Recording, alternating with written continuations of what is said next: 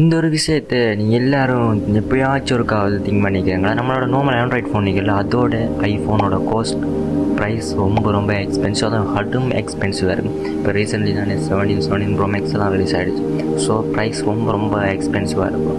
இதுக்கான ரீசன் என்னென்னு பார்த்தீங்கன்னா 1-2 இல்லை, பல ரீசன்ஸ் இருக்குது.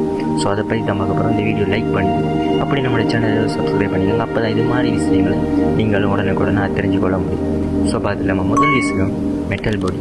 ஐஃபோனை பொறுத்த வரைக்கும் மெட்டல் பாடியால் உருவாக்குறாங்கன்னு சொல்கிறாங்க. ஸ்ட்ராங் கிளாஸ் அண்ட் ஹை குவாலிட்டியான பார்ட்ஸை இங்கே யூஸ் பண்ணிட்டு வராங்க. ஸோ இதனாலே நேச்சுரலி காஸ்ட் ரொம்ப எக்ஸ்பென்சிவாக இருக்கும். அடுத்ததாக பார்த்தீங்கன்னா ஓன் சாஃப்ட்வேர். ஐஃபோனுக்கு iOS என்ற ஒரு தனி சாஃப்ட்வேர். இது ஸ்மூத் அண்ட் ஸ்டேபிளாக இருக்கும். இதை முழுக்க ஆப்பிள் தான் கிரியேட் அண்ட் கண்ட்ரோல் பண்ணுவாங்க. இதனாலே இதில் இன்டர்கிரேஷன் பர்ஃபெக்ட். அடுத்ததாக பார்த்தோம்னா ப்ரைவசி அண்ட் செக்யூரிட்டி. ஆப்பிளை பொறுத்த வரைக்கும் ப்ரைவசிக்கு ரொம்ப இம்பார்ட்டன்ஸ் கொடுப்பாங்க.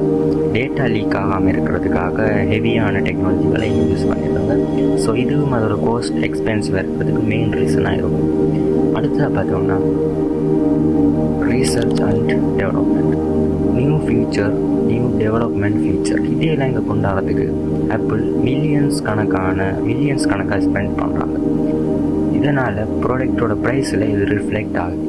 ஸோ இப்போ புரிஞ்சிடுச்சா ஆப்பிளுக்கு ஏன் இந்த அளவு காஸ்ட், இந்த அளவு ப்ரைஸ் எக்ஸ்பென்சிவாக இருக்குதுண்டு. ஸோ இப்போ உங்களோட கருத்தை நீங்கள் வீடியோ பிடிச்சிருந்தா லைக் பண்ணி வீடியோ எப்படி உங்களோட கருத்துக்களை கமெண்ட்டில் சொல்லிட்டு நெக்ஸ்ட் என்ன டாபிக் பேசலாம்னு கமெண்ட்டில் சொல்லிட்டு போங்க. பாய்.